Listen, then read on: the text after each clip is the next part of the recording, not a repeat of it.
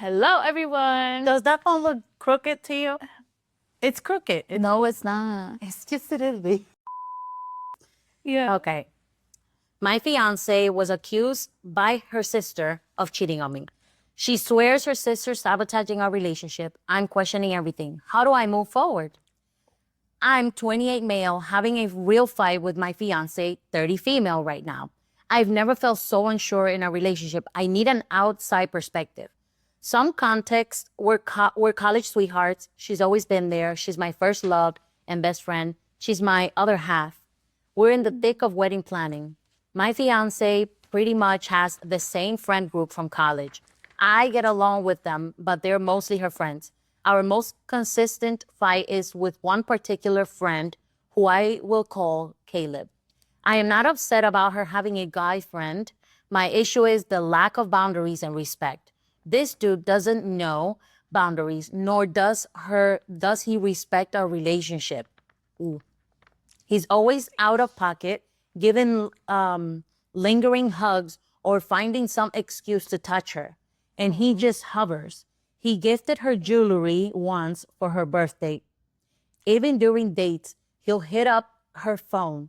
He looks like a guy who's waiting to come off the bench. I've expressed my concerns about him. For the most part, my fiance brushes me off. She'll say I'm being insecure, that he's her oldest friend, and that I should trust her.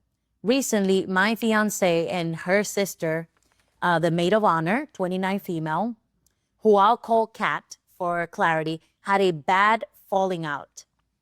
I only knew some nasty stuff was said and that Kat had accused her of being a bridezilla and a bad sister. They've fought before, but never anything like this. My fiance kicked Kat out of the wedding. The other day, Kat reached out to me about my fiance being untruthful. She claims that at the group's New Year's Eve party, my fiance made out with Caleb at midnight and later left with him. Oh, Caleb. Oh my God. Oh, Mr. Caleb. Okay. Usually, Girl, that's back on track. And that's Usually my fiance and I spend New Year's Eve together, but I couldn't get the time off this year. Apparently Caleb was laying it on thick with my fiance the entire party, and she entertained his advances. My fiance ignored Kat's attempts at talking her down. She said my fiance said it was her last New Year's before lockdown. Lockdown referring to being married. Oh my God. This chick. Taking chances, boy. Okay. Let's continue. What do you see? What do you see? Where the fuck being married? Okay, it was a lot to process. My initial instinct was to shut Kat down. Despite our issues with Caleb, I did trust my fiance, but I couldn't ignore how much Kat's story matched my doubts. That night, we were supposed to FaceTime at midnight, but she was a ghost. She was ghost that whole night, and she's been weird ever since. I don't know, then right after the party, she's been implementing boundaries with Caleb. Kat admitted she initially covered my fiance. She pushed her to come clean before the wedding, and that's the real reason they fell out. She felt I deserved the truth. I didn't say much. I was too numb to really feel anything. I didn't rush to confront my fiance, but she could tell I was off and kept asking. When I did confront her, she was all over the place. She went into a whole Kat rant, but I told her this was her chance to tell her own story. So instead of her telling the story, she's focusing on ranting about her sister. Okay.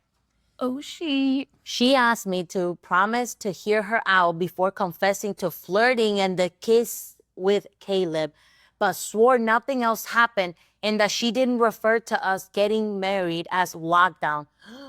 I asked her why Kat would tell the truth about her making out with Caleb, which alone thoroughly crossed the line, but lie about everything else?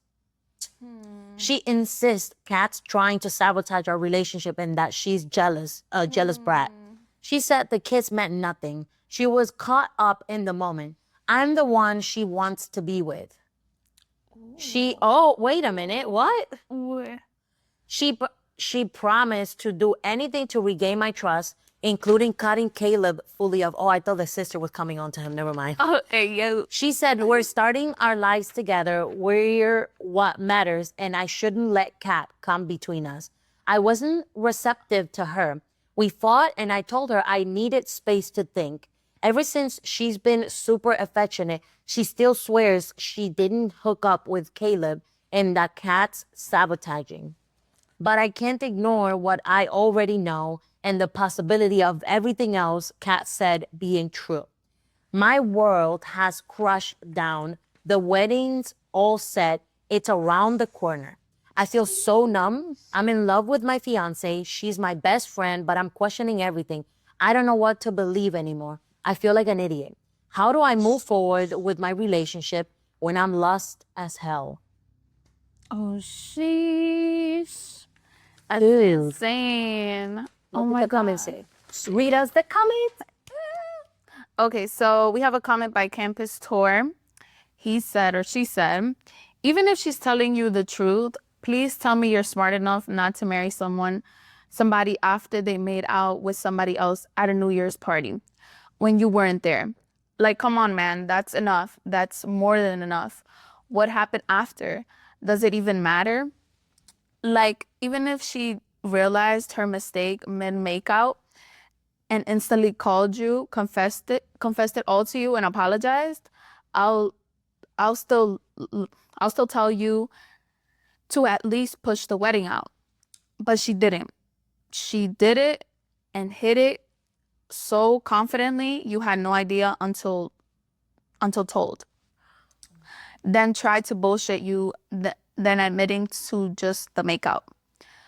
Dude, I know that deep down you know the truth, and I know that you don't want to spend your whole life like this. The pain of calling it off is so much less than the pain of a marriage to a cheater. Even if you don't break up for the love of all that is good and holy, do not legally and financially enmesh yourself with this person. Jeez. What did Opie say? Oh my God. Let's see what Opie said. I'm pushing the wedding off. Ooh. I can't go through with this right now. I'm just dreading what's become of everything and having to face people's questions about why. There are people who took time off that they couldn't afford, so they couldn't attend. I feel bad. Oh my God. So like, first of all, right away from the beginning, he shouldn't feel bad because he's pushing the wedding up and people are having to reschedule. Yeah. Because there is nothing more disappointing than attending a wedding that's going to end immediately after. To spend all that money on a trip, on gifts, Everything. for a wedding that's going to fall apart soon after. That's insane. Yeah. Oh my God. And he got revealed all the stuff already before. So I'm glad he took the right decision to move in the right direction, because you're going to be spending your whole life with this person. Marriage is not like, oh, let's just get together, No. Like, let's just do this together. No. Like, especially when you're doing an impact like that, like, there has to be, communication, trust, all of that's built into the foundation of your marriage. So if that's already shown before, red flag. You know what's the thing? Because she's saying that he's saying that she's coming clean, but he doesn't know. Look, she came clean because her sister outed her. She snitched on her. She came clean then. And not only that, but it started off with her ranting about her sister instead of like, hey, I'm so sorry, these are the facts. Not only that, but when he communicated to you that he was uncomfortable with that friendship, The signs. what she did was gaslight him into thinking that he was being insecure.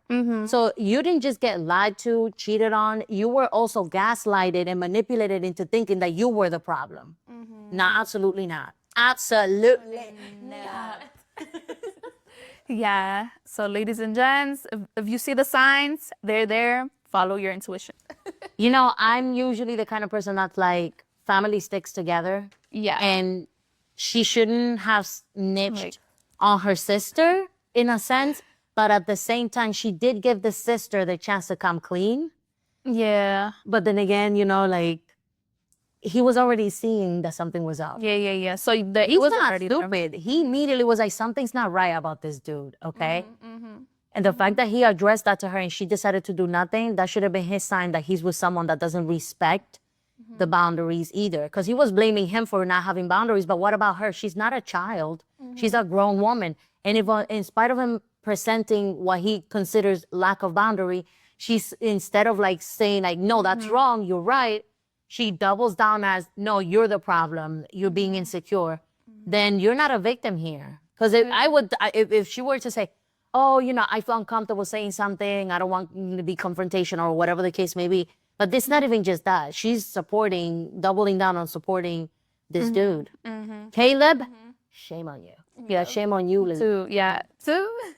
Let us know in the comments what you think about this. Or if you had a similar story too, that your sibling snitched on you, or you had something like this happen. Or did you snitch on a sibling or a family member and you was like, I was spot on about it. Yeah. That's what should have happened. She's a real one, but damn, she fucked up the other real sister one side, but it's not a real one on the other. Exactly. Alrighty, guys. Bye-bye. Hello, V. Hello. Hello. Hello. Hello.